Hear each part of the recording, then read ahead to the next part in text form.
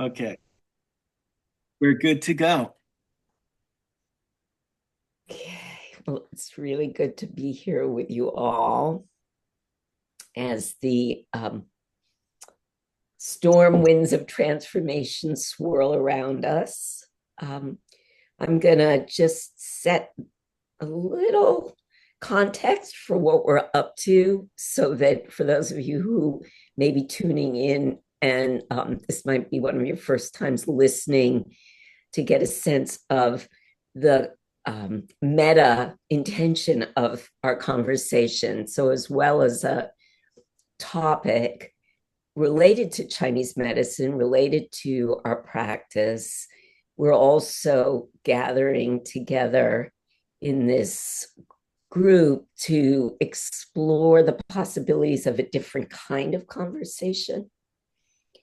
And, we've been gathering, I guess, for about 2 years. And over those 2 years, my heart grows increasingly attached to the idea of what we call an intersubjective dialogue, where we come together not so much to um, converse about what we already know or prove a point or even share from our past as clinicians, but rather to explore the edges of what we don't know together and allow that not knowing in togetherness to open us to new possibilities that we couldn't think of on our own alone. So the nature of an intersubjective dialogue, which is what we call the intersubjective Chinese medicine collective, that's kind of who we are, is to open a field, a shared field of wonderment together. And the experience is a bit like being in a meditation state, but rather than going in to discover that sort of infinite opening into possibility, we share both from within and then a without, tending to what we're feeling as the conversation continues, but also what's happening with each of us. And through that tending of within and without, simultaneously, a third kind of possibility of intelligence emerges.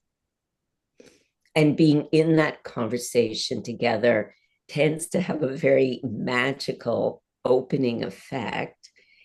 And hopefully, for those listening, it will also invite you into a space of a kind of reverie, of a kind of possibility. Because certainly in the times that we're living in, as healers and as humans, we are longing, we are hungry to discover different ways of being together, of listening to each other. And just as far as the kind of guidelines for the conversation, it's to come in with that open not knowingness, to be listening to what is emergent within us as what is emerging outside of us, to really speak from the present moment, to speak from our listening to each other and listening to the kind of oscillations of the field created between us. And in that way, for me, it's not so different from the sacredness of taking a person's pulse, of watching how their chi is moving. The difference is simply that we're watching the field that is co-created between us. And with that, Lonnie, I'm going to turn it over to you. Well, that was What are you talking about? yeah, that was beautiful, Laurie. The what we're going to talk about, the topic today is the calm at the center of the storm. Um, we live in a time of rapid change now. It seems like time is speeding up more and more.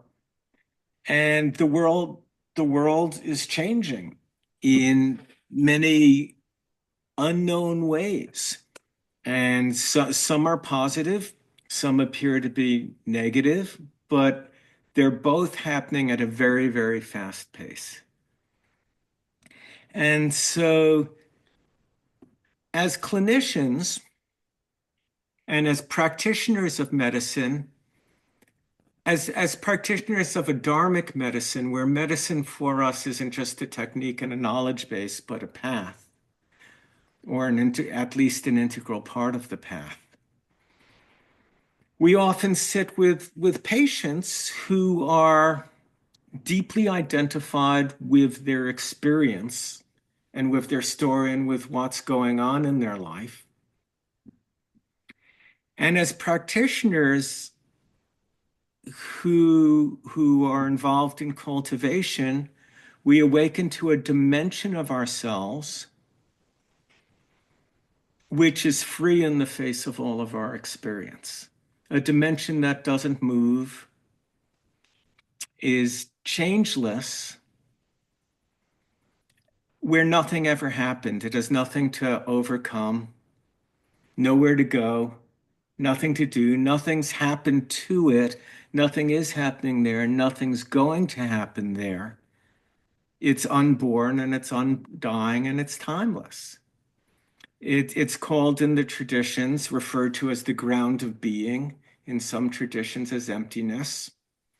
And it can be likened to that eye at the center of the storm, that hurricane spinning around us is, in terms of Chinese medicine, it can be looked at as the Sheng cycle.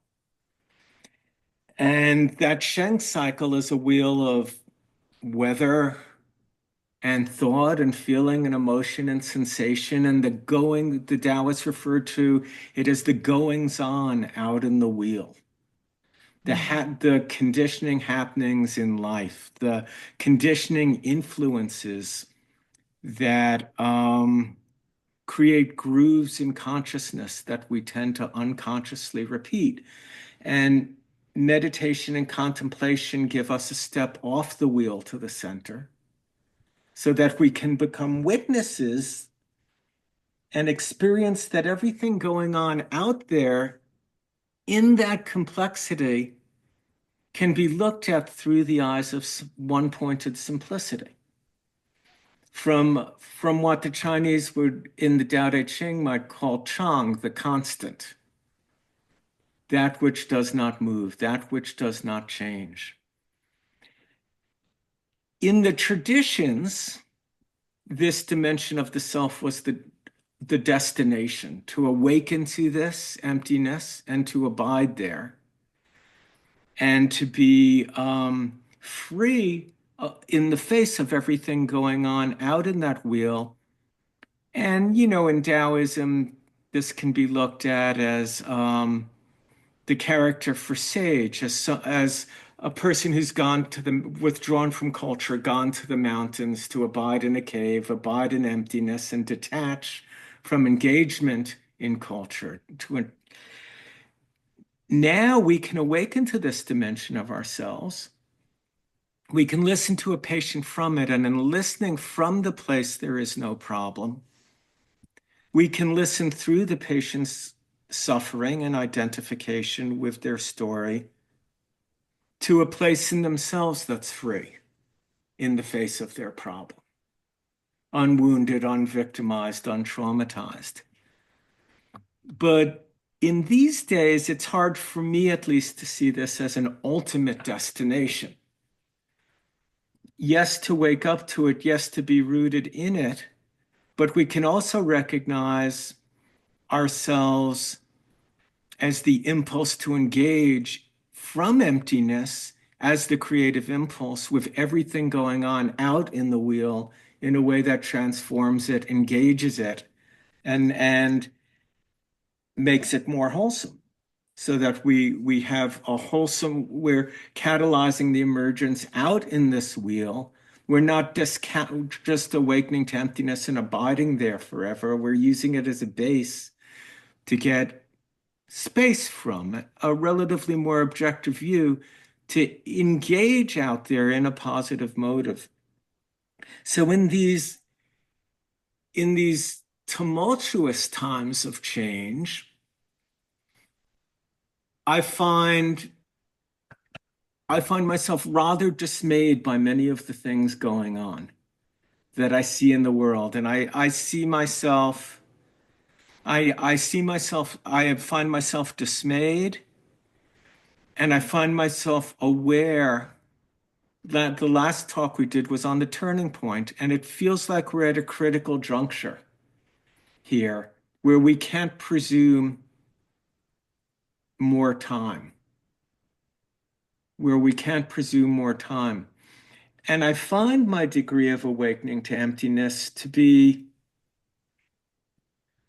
not so much a place to rest in, but a place to positively engage from.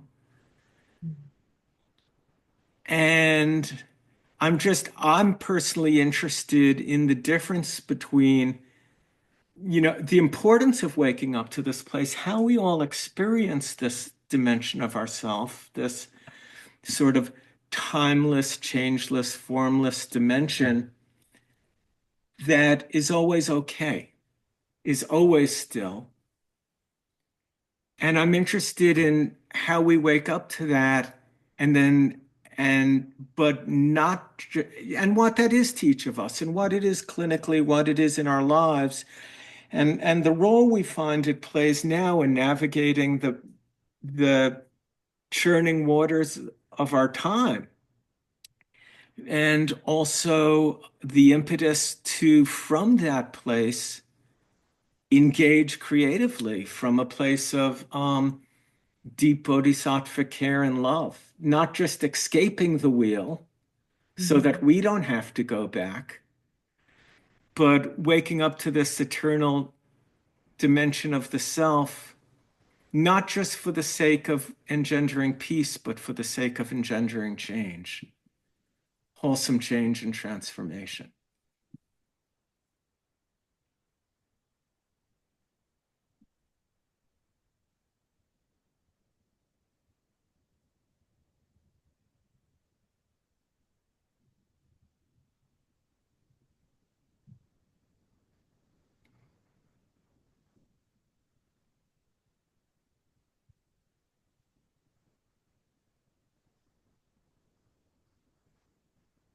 You, Lonny. I think one of the things that's coming up for me is how impotent we are when we're in a state of resistance, when we're in a state of outrage, when we're in a state of fight, like when we're so involved in our opinions about the drama that we can't be of service. We can't show up. There's nothing left to show up because it's too involved in the opinionated resistance. And the paradox of being able to be in this spaciousness that's beyond the goings on, in the midst of the goings on. And like you said, not an escape from, not outside of it, but smack in the middle of it. That we carry that emptiness, we carry that transcendence in the midst of what many of us are outraged by. And to be able to hold that center, that constant, that field that changes it because we're not in resistance, because we're not giving all of our attention to the outrage, to the what shouldn't be happening. And when we are this calm in the center of the storm, I heard something recently about I think Thich Nhat Hanh was talking about the refugees on boats with many people in it, And no, I think this was on Heiner's class that I actually heard this, that if there was one person on the boat that was in this state of calm, that was in this heartful state, that they could calm everybody around them just by their presence, just being in the midst of all of the fear, all of the terror, and just that presence permeates whatever's going on in the field around us. And I'm leading this death mentorship right now, and one of the things that I brought up was being in the place where there is no more time, there is no more hope, and to give up hope, to give up the hope for a better future. Because if we have this idea that I can impose a better future, that I'd like it to look this way, I'll bring all of my happy intentions to what I would like to see as I create my dream world. And we give all of that up, and we reside in a state that doesn't need hope because it's beyond the need for hope. And that's that third possibility that Lorie was talking about, that something else can arrive then when I'm not trying to impose my hope of a better future onto what I don't like about the present. And so there is no positive, there is no negative, there is just what's there. And as I bring all of my presence, all of my awareness into it, and, even sometimes my opinions, even sometimes, I can't leave them out. They're part of the field that shows up as well. But that's not what shows up first. What shows up first is the presence of almost being in awe, in wonder, that I get to witness this. I don't know what any of it means, but I get to be here. And I get to be some presence of what is good, even if I don't know what that good looks like.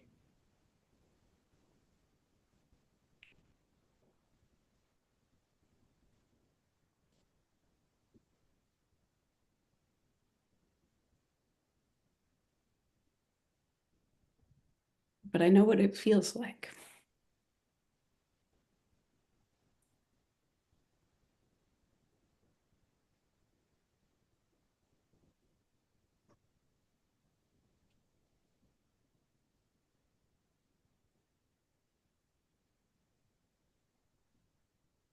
It's almost when one is not focusing on those emotions you mentioned, anger. I'm going to add fear in there as well.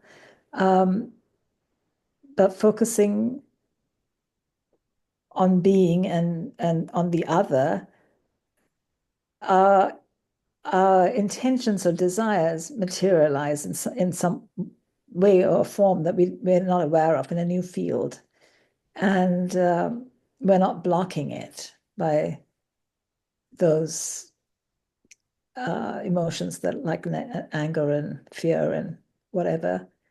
So what I was trying to say is really that when we talk about the still point may not be as you imagine it to be either. It's not a state necessarily where we're not doing anything or or not participating in anything. We can be participating in life, but not as the witness, and something happens. I'm not sure if that makes sense, but focusing on the other, for instance, in our work, to me is part of that being still.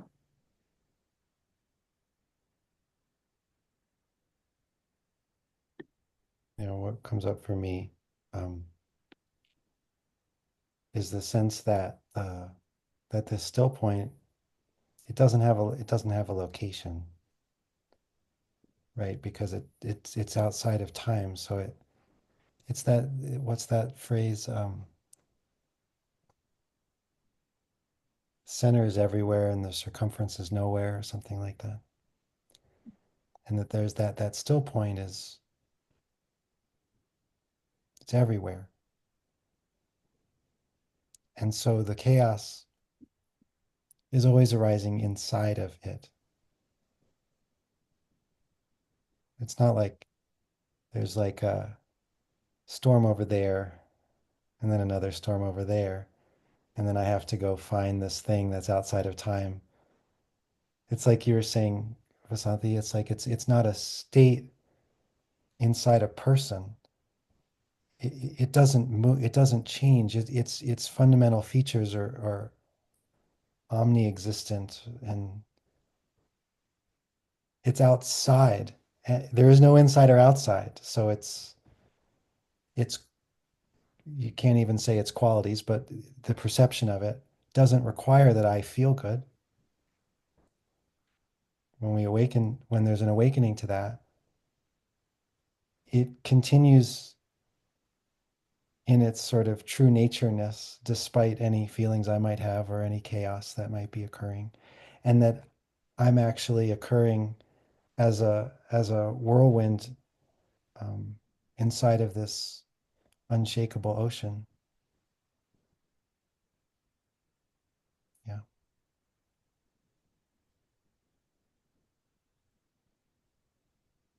Will, you're muted. Thank you. That was beautiful, Alexander. Yeah, the idea of the center, that when I'm in the center, I'll call it the 0-point field. When I'm in the center, there are no directions, there's no periphery. And then that center locates, right? Consciousness has an experience. We have an experience of local space. Directions emerge along the winds. And that becomes the 8 winds, right, of this planet and this location. And with, I suppose, some form of a center at the level of the pole star in some sense. But then there's another center, the galactic center. Galactic center out there in the Milky Way, which is seen sometimes as, source chi coming in. And that's composed of a black hole, which has some kind of resonance with this non-state, the non-doing, the non-being, still present, and emerges into these times. It's as unfolding of that black hole, activating galactic nucleus, right?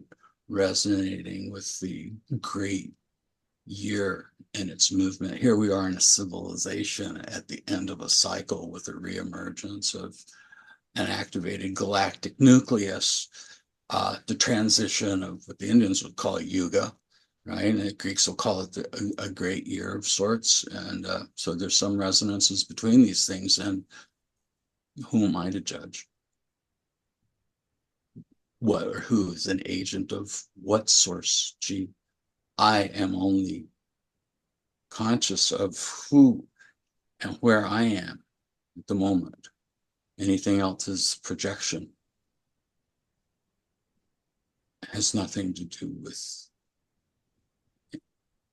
anything. It's just a movement of the 8 winds. So I return to source as much as I possibly can. And from that place of non-engagement, unfettered of the motion in direction, free of all projections.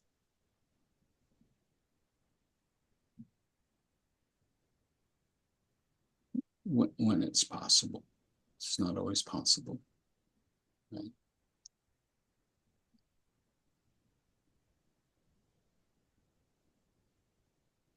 But pivot that you mentioned from our last session, Lon, is where this swirling is coming, and we're all coming closer to it. It is imminent, and we sense this and we feel it.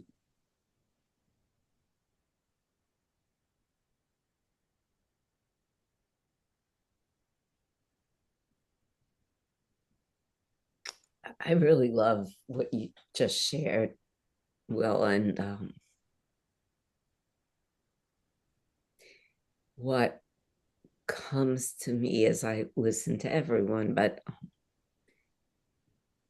is if what's out there, that we make meaning of, or we interpret, or we evaluate through our own lenses of experience, our value systems, our traumas, our histories. We interpret this movement, as you say, of the 8 winds.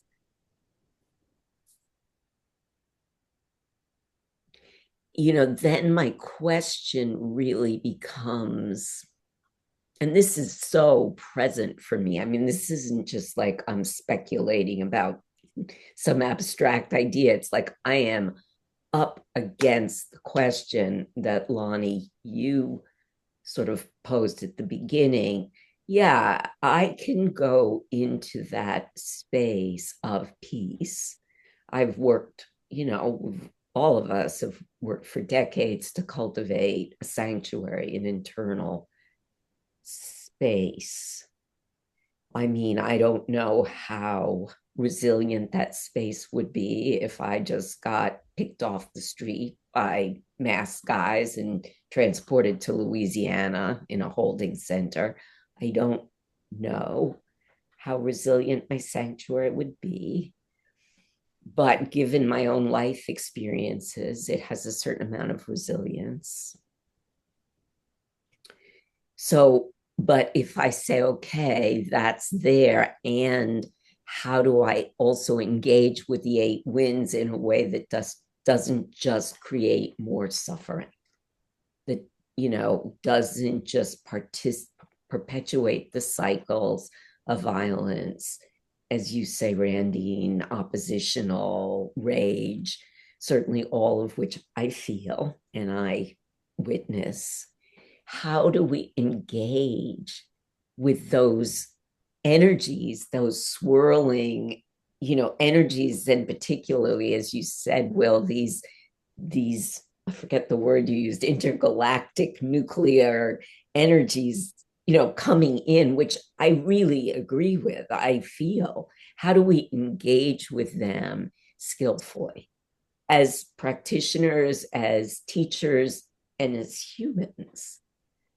Without just mucking it up. So if we move out of the sanctuary and out of the eye of the storm and into engagement, which I also feel is, at least for me, part of my Tao in this lifetime, is a certain amount of engagement. How to do that without being pulled right back into the archaic or outmoded, deficient structures of consciousness, particularly dualism and warlike mental argument and all of that. So I think that's what's very present for me in this conversation and in this time. Like I can see it as just movement. I can see it as just chi moving in chaotic, crazy ways. But if I don't impose meaning or interpretation on that, then how do I then engage with it skillfully? My impulsive response to that is good. I'm glad you want to answer for me. Good. I don't know that it's an answer, but my impulsive response to the statement is that we are, as a civilization, engaged with a folding in onto our 0 point field, that there is nothing that we can do or say that alters the destiny of that cycle, that we are part of it, and that never has there been a time in the emergence of the directions where there's not been war and peace and love and hate. And so it is the collapsing of civilization into the 0 point field, which is what we're participating in. And so far be it from me to pass judgment on any facet of how that creation emerges in its process. I have some judgments about it. Yeah. and but just listening to people talk, I mean, what arises in me, there's a dimension of stillness, as you say, Lorie, that we've cultivated, that I can go to, and I can actually be, because I've meditated for almost 50 years. 50 years. Yeah, 50 years. Actually, it's long, 1972. So it's been a while. So I can go to a place, I can assume the posture of no relationship. And that engenders, a feeling of expansion and ease and no problem. But there's also a peace and a rightness and a centeredness that comes from knowing who I am and why I'm here as the creative impulse, as someone who, from a bodhisattvic sense said, I'm going back there with no guarantee as to the circumstances to face whatever I have to face for the sake of working with what is, as it is, to make it better.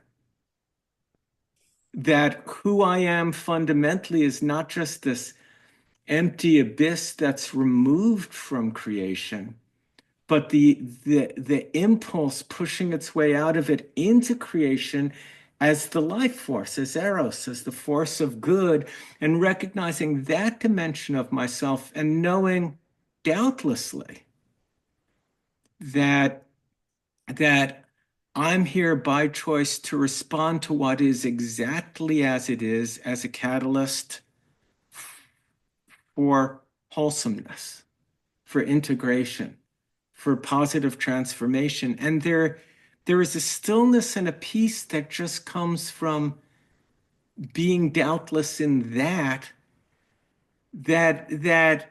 is still, but it isn't removed from.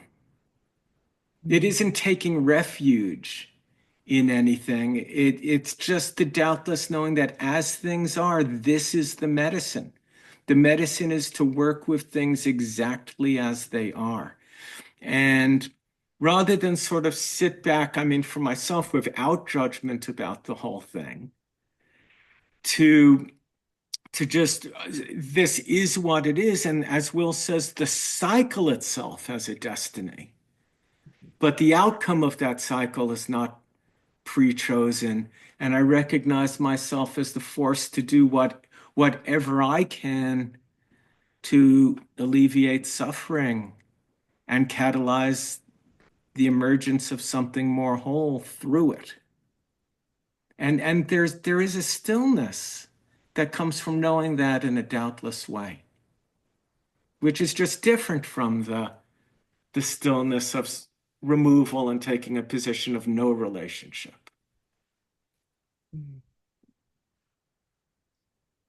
Yeah, what comes up for me as you're speaking, Lonny, is a sense that, there's this timeless, changeless field that has no location, but at the same time, there's a luminosity that bursts from it.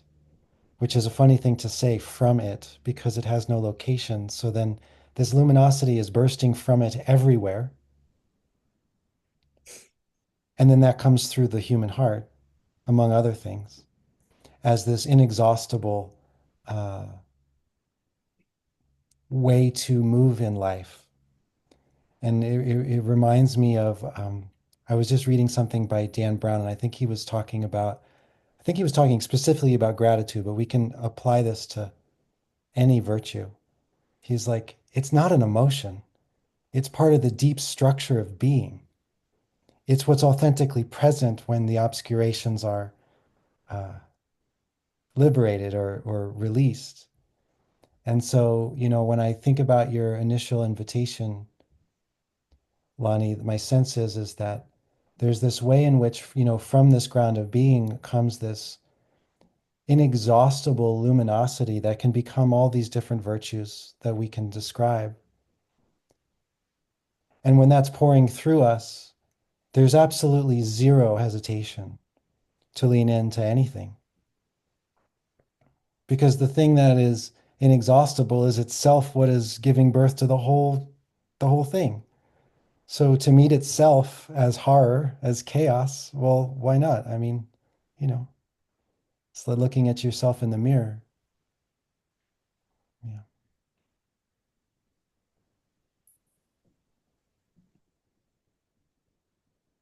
Well, I just have to add in a footnote, which was when you, just for our Chinese medicine audience, because when you point to an inexhaustible fire that isn't located in space, that is a function, not a form, you're using the words of the Nanjing to describe Mingmen, and the words of the Taoists to describe the portal between being and not being, which is that luminous place of creation. It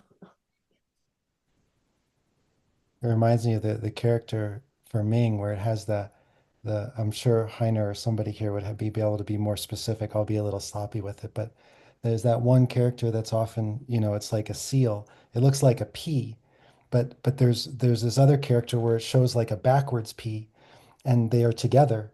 And there is this idea that you take this piece of jade and you break it into a piece, and the emperor holds one piece of jade, and then the other piece of jade is given to the person that's working on their behalf. And so you have this notion of Mingmen, from heaven is this voice, this creative force, but we're holding a piece of that jade that's got that perfect little, it connects.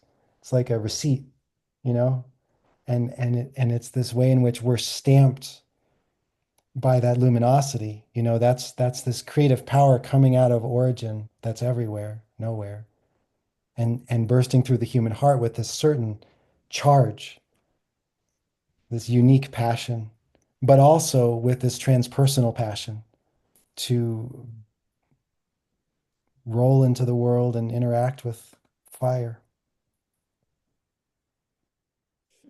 The Mingmen concept also connects very well with what Will said earlier with that galactic center. That's because the ancient Chinese and the Egyptians, they were like so obsessed with the idea of the center and centrality that all of their houses were aligned toward that galactic center, which at the time when the first dynasty was founded in 2000 BC or so, in China, that center was empty. There's a pole star right there, but at that time there wasn't. And actually the character D for Lord or God or later Emperor was as at least one scholar has shown, is a measurement device that is the shape of a measurement device that you use to find the empty center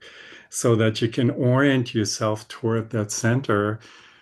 And in the human body, that center is the Mingmen, which is not just associated with the kidneys, but the triple warmer, as Li Shizhen and the Ben Gengmu points out, which is this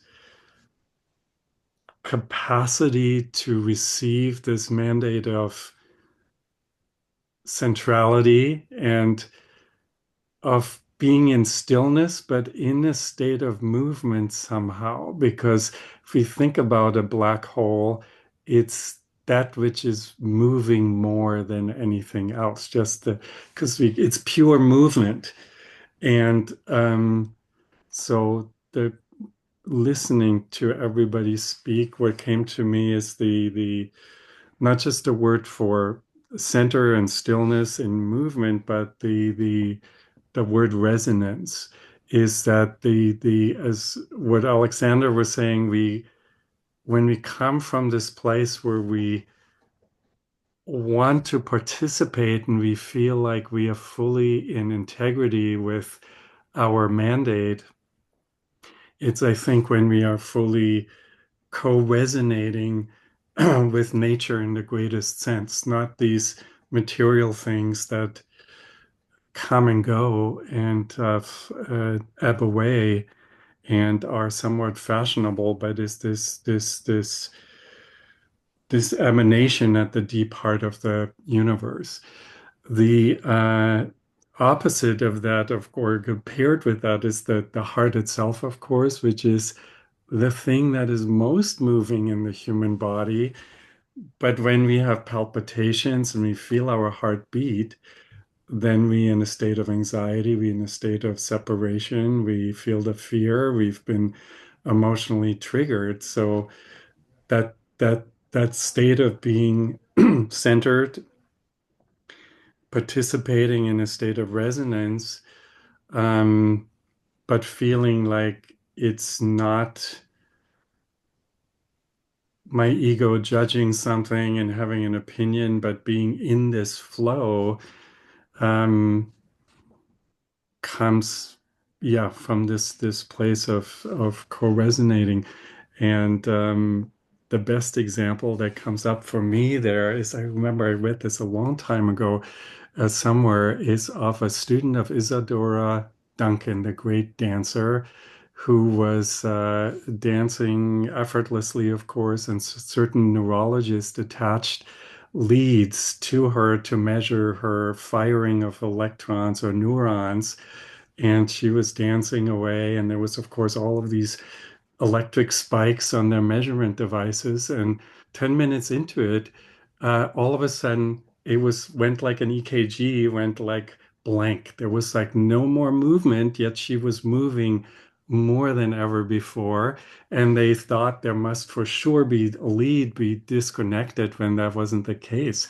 She was just in this kind of triple warmer heart space where she was moving from a place of perfect stillness and co-creation and co-resonance.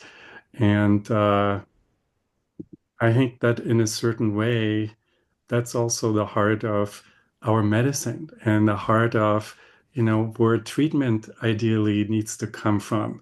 Whether it's writing a formula or whether it's working with our hands to find the right kind of acupuncture points, it's this kind of effortless, and our medicine, after all, is called Zhongyi, the medicine. Uh, Translating that as Chinese medicine is too small. It's the medicine of the center, and China itself, of course, called Zhongguo, the central country, but at least in my limited research efforts, that even in China itself, it was it was it was an internal space, just like the Sufi or Arabic jihad is total misunderstanding. You understand that as something that happens outside of the body. It's an internal calibration of overcoming polarity. And so the when King Wen, the creator or the founder of the Zhou dynasty, was on his deathbed, he said to his son King Wu, who was the battle king, who was the martial arm of the Zhou dynasty.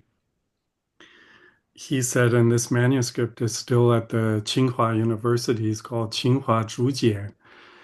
the word zhong. It's very short, and it's called 保训, which means deathbed instructions or precious instructions. I only have 10 words left. What is the most important thing? And is 守中, always hold on to the center. And of course, from a legalist perspective, people interpreted that as you got to hold on strategically to this piece of land that originally was called Zhongguo long before the country was founded. This, but it's really what he was saying, and I agree with the scholars who say that it's this, it's you, whatever you do, you need to come from this place of co-resonating with something that is so much bigger than what's going on immediately around us, which can be fashionable and which can be distracting. And so was the, in a certain way, Confucianism is the, the much maligned Confucianist root of Chinese culture is precisely that, is not to go into the mountains and to withdraw, which is more sort of a Taoist, I don't want to say cliche, but sort of an impetus to when the emperor calls you to participate in certain political agenda things, you flee into the mountains. There are lots of stories like that. But is this kind of being in the eye of the storm, being in the middle of society? And just like Will said earlier, it's, sure, there is tons of messiness going on, but we all sitting in our warm uh, rooms right now, electricity is on, etc.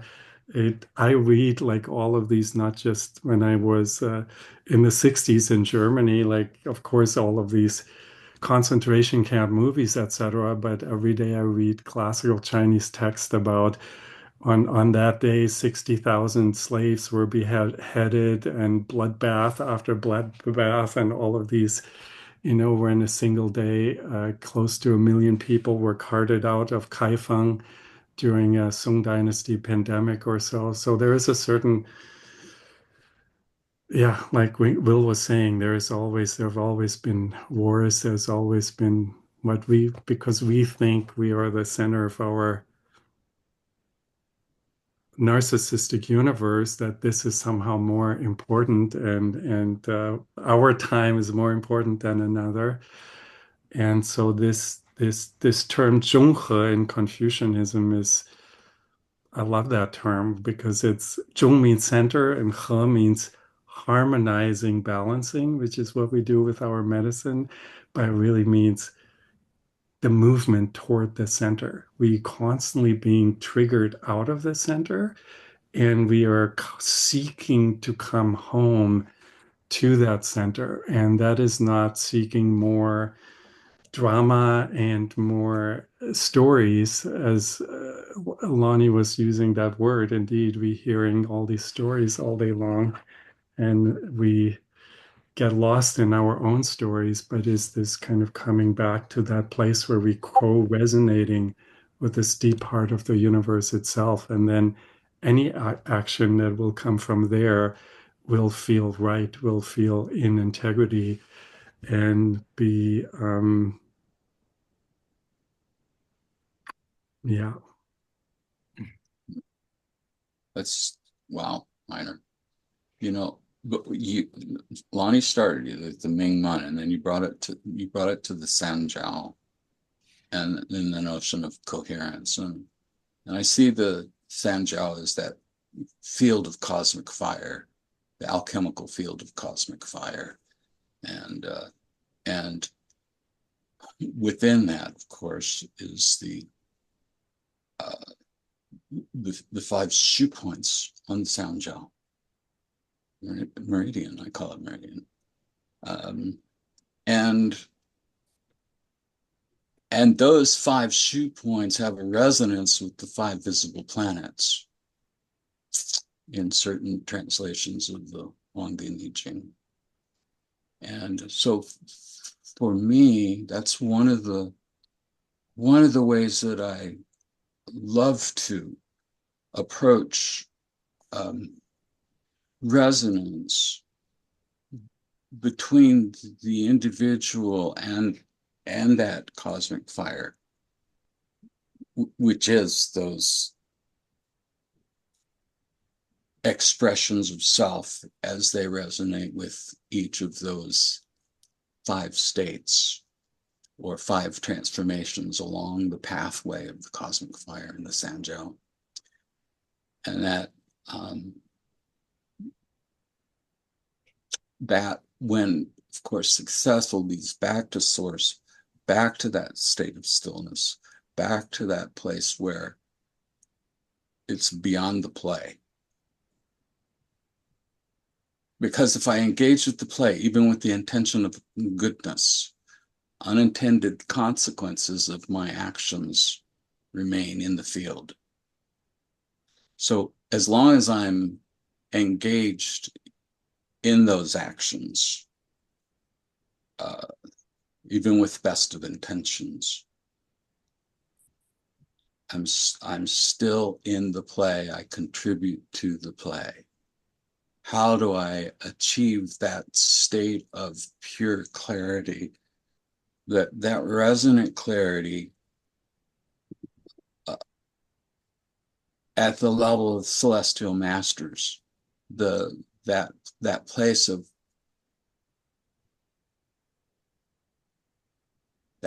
being? Well, I heard a quote yesterday. I read a quote that if God has to wait for perfected people to do God's work, God's going to be waiting a long time.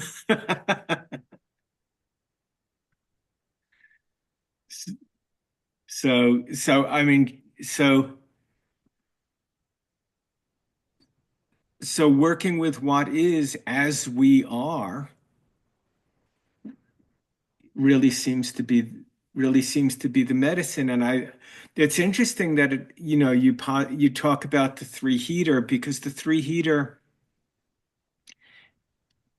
is very much about the extension of my heart as far outside myself as I can extend it. Right? The heart being the interior, then the small intestine, the pericardium being the castle gate, and the 3-heater being the wall of fire as far as I can go out to make connection outside of me, to engage, not just the radiance of the heart as far outside to connect with what is and to affect positive change. And I don't think we can ever assume I can't wait till I'm convinced my motive is pure in order to act. And I can't ever take for granted my motive is pure. All I can do is engage from the depth of my heart, from the deepest and highest motive that I'm awake to and in touch with, and then look at the effects of my action in the world to see if they were wholesome. I can't know in the moment of acting or ever assume a purity of motive. And in fact, to assume that is the arrogance of fallen teachers.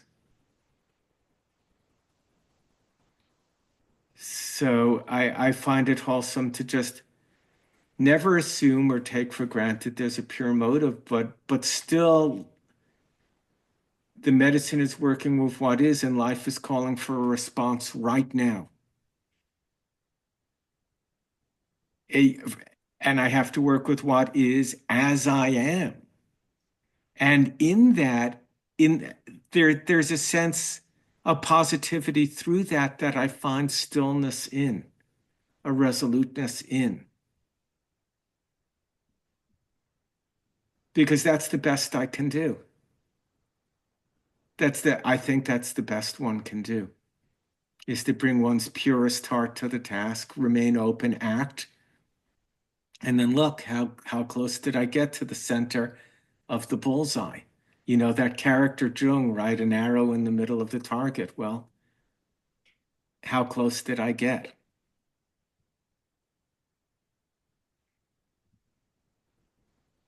And then just keep adjusting, adjusting, adjusting. And I think it's that kind of openness in my own heart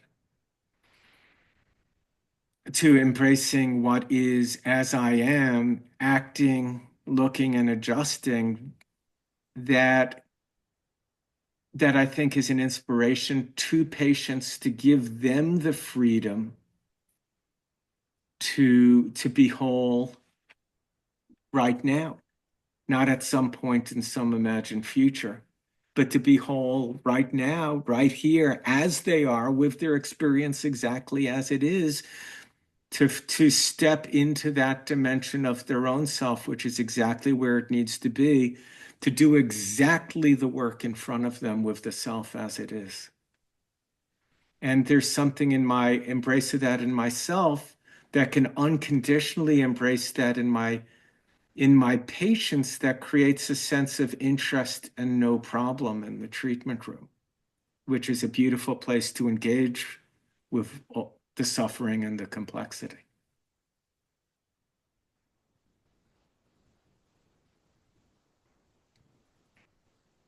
I think about that, like the very flaws, the very flawed nature of human existence that will never be perfected. And I think about when Alexander, brought up that unique stamp that we all receive as a part of our destiny, as we're as the universe gives itself as us, through us, into this existence with this unique stamp of me, with all of my flaws and with all of the things that I'm trying to perfect and I'm trying to make better and I'm trying to make peaceful.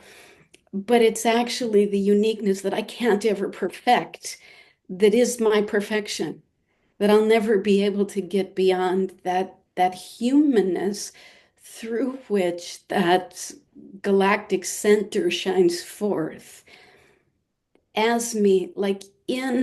I keep thinking of Wu Wei, that when my uniqueness can shine through the non-doing in being fully present, there is this spontaneous correct action that I'm not doing, that's being done through me, because it can only be done in the unique, flawed way that I can do it. And that's as good as I can do. And yet, knowing that, there's something so sacred and so humble that I'm never going to be the grand bodhisattva that I want to be. I'm just going to be the grandma that showed up late because I was playing a game with my grandkids and, feeling guilty about it. And it's like, that's the gift. Mhm. It's a perfect gift. It was so important, I think, what Randine and you, Lonnie, just said is this: not to wait for sainthood, which is correct, and none of us are in that space. On the other hand, my experience is that not through myself, by observing many different teachers I had over the years, that none of them, even though everything I know comes from them, there were moments of complete lucidity, moments of complete resonance, and therefore the ability to transmit, that it's like a lightning strike where you just hear the truth of what you're hearing.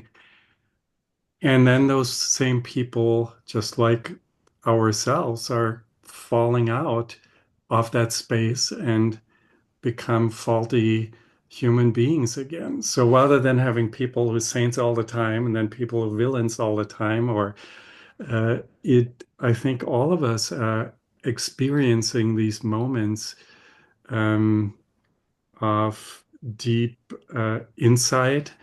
And just like Randine was saying, I think the word wu wei is important there, that the Chinese coined this not doing, which is a triple warmer quality.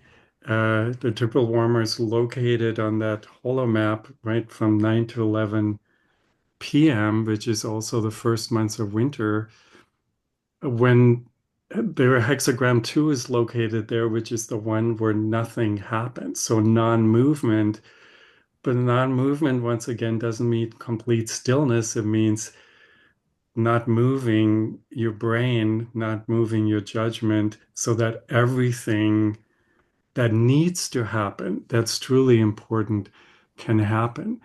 And I like the word that you, Rendine, used there. It's at that moment, just like with that dancer, things are coming through us, and we are not, ourself is not doing anything, but everything that needs to happen with a patient or with a musical instrument, or even by just sitting there, is happening. I think that is also very important.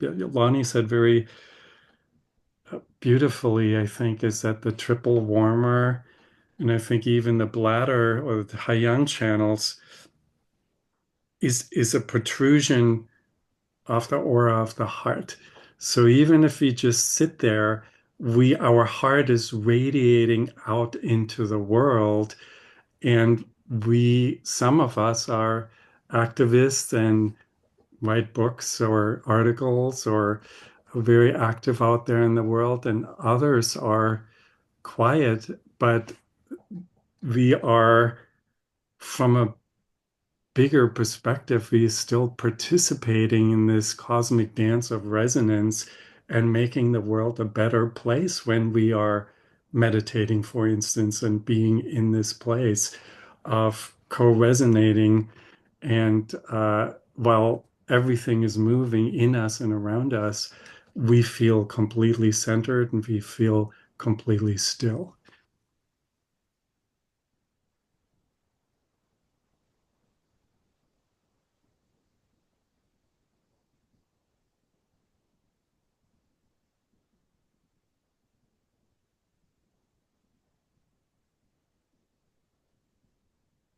Coming back to this idea of I think, Randine, you were speaking of that sort of sacred space of moving from life into death, the space, so the space of death and birth, and what happens to the subtle body and to consciousness in those spaces. Because there's something about that that feels like it has a kind of clue or a key to what we're talking about. And Will, when you spoke to this, kind of coming to the end of this Kali Yuga, or we're in it, we're in it.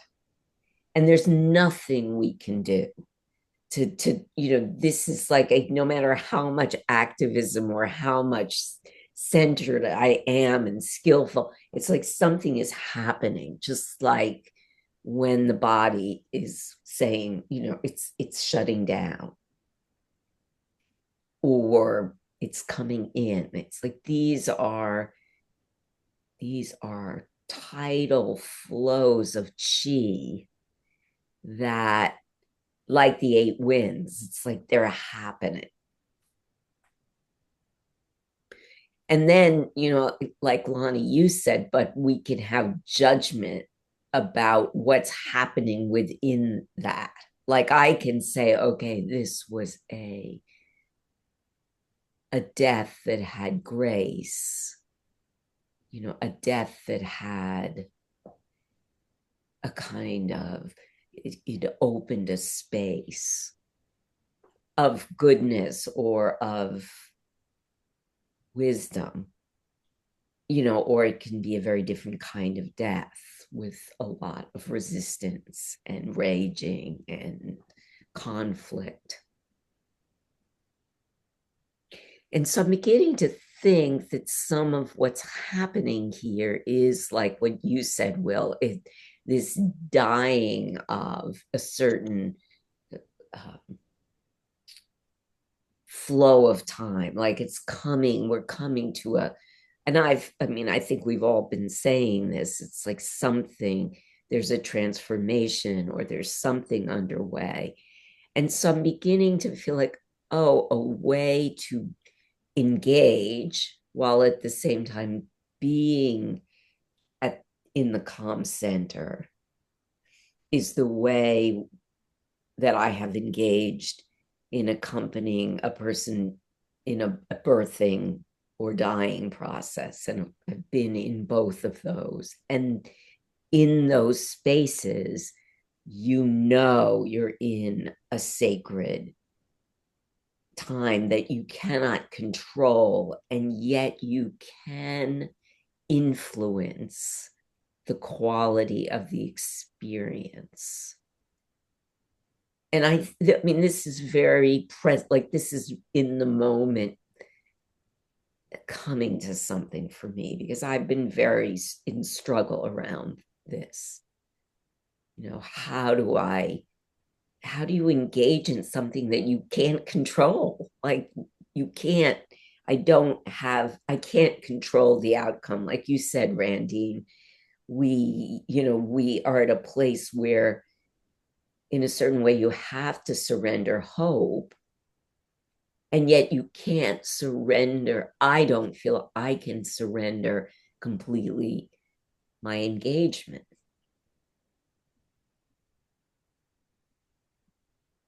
So how am I in the space of birth, and how am I in the space of death?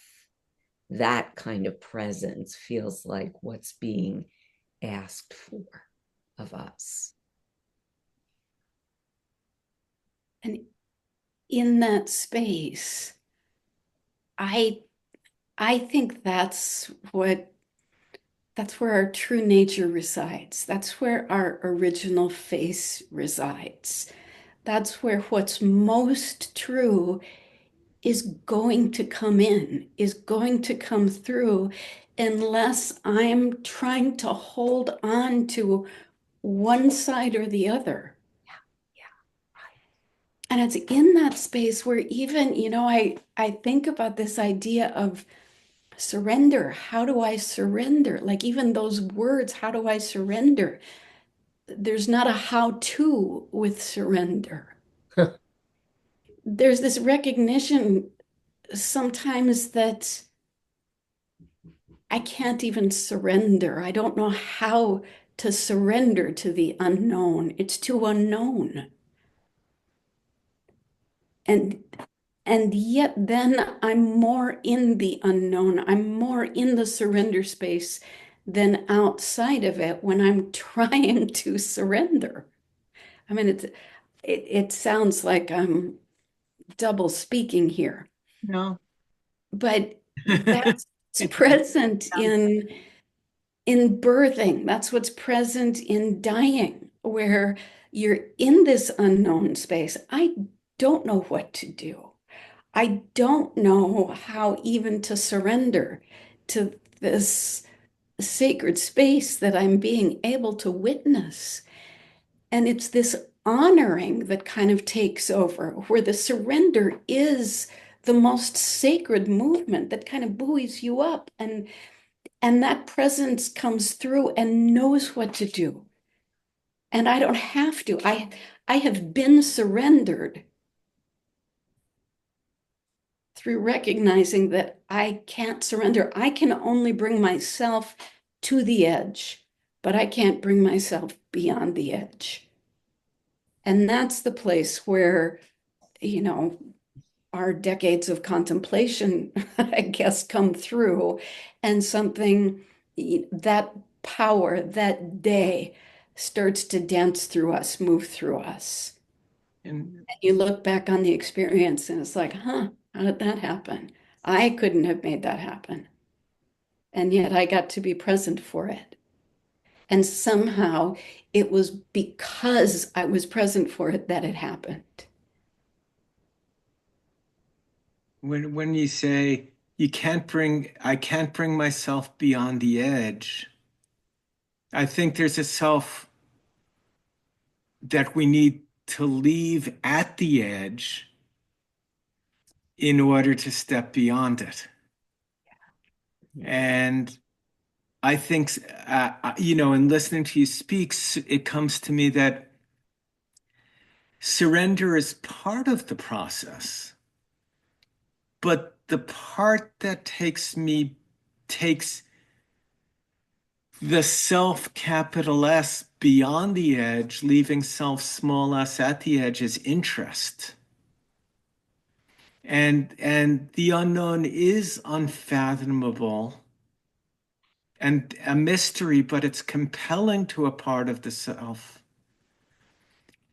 And I find that fire, that universal fire we talked about, arises in my heart as interest in that mystery.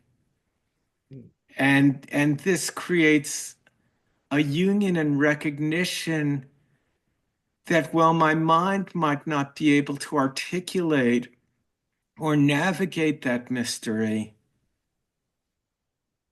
it is known and felt and trusted deeply within the heart. And in that, there's a beauty, and the sense of there being a problem really drops away. And in that empty space and meeting with the interest, there are the stirrings of new beginnings that can reach the edges of my intuition, and a sense of positivity, a trust beyond a trust. I don't know how things are going to come out for this country, and I don't know how things are coming out for the world, and I don't know how things are coming out for the biosphere. And of course, I'd like to influence them in a way to create a wholesome world and biosphere so that life can thrive and we can, reach to the higher aspirations of things like the Constitution and our hopes and dreams. But beyond that edge is just an ultimate confidence in the positivity of the process and the furtherance of consciousness itself as not just witness but catalyst of the whole affair. Lon and Randine, the things you were saying just brings me to the notion of grace and the awakening of Ling at the level of the heart, and that luminosity, that capacity of our intentionality, which is in the play, only emerges when we are in the play. But it brings a sense of capacity and trust to do action, which is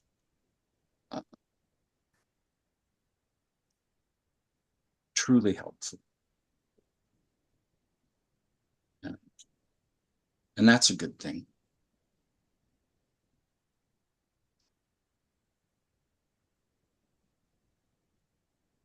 And let's to keep the balance in the whole cosmos that we really are at the end here.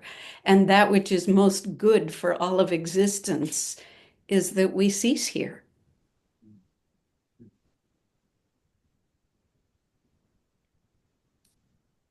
And then I think, but we have a role here. We're not rolling over and saying, oh, well, like, let's just all get, sucked into the black hole without bringing forth what is within us to bring forth in these tumultuous times. That's being in the center is about. Like, yeah, maybe this thing is all going to completely burn up in the cosmic fire. And yet here I am, right in the midst of the cosmic fire, fighting the fight or surrendering the surrender or whatever. I get to be here. That's all I know. I get to be here and bring forth whatever goodness. And when I say goodness, it feels like a goodness that's beyond good and bad, where it's not defined by I'm one of the good ones and the bad ones are over here. I might be over here too. Like, but there's something, some power that comes forth in the midst of it in these times by being the calm in the center. That non-attachment that brings that about, and the goodness, passion, and ignorance, which are the modes of that action. None of them being either good nor bad. Yeah. But they are part and parcel of being and acting in a world, and there is an end of time, but we're not in the end of time. We're in the end of a part of time, and it can be pretty darn uncomfortable.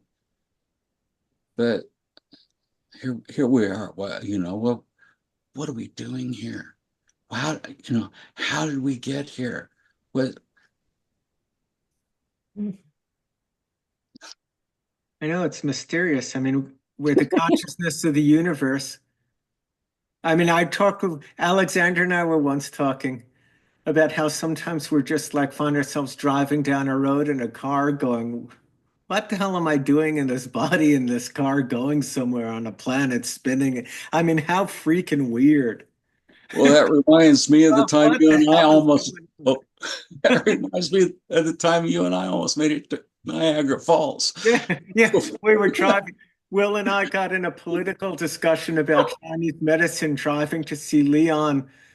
And at some point I said, Will, I think we're just like 20 minutes from Montreal. We had driven like 2 hours and 15 minutes past our head and had to call Leon and say, we'll be there for dinner. We were supposed to get there at like 11 o'clock. So we were in the timeless, in the formless. Apparently. I think we've done it again. If anyone has anything to say to conclude, or I just want to say that I really appreciate what Heiner said about Wu Wei and about the resonance, being in the resonance, the heart manifesting. I can't say it as elegantly as you said it, but I'm all the way with that concept.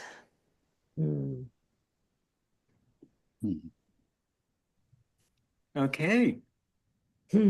Well, thank you to our audience and our listeners, and leave us comments online. And we'll see you again at the next go round. Have a beautiful spring.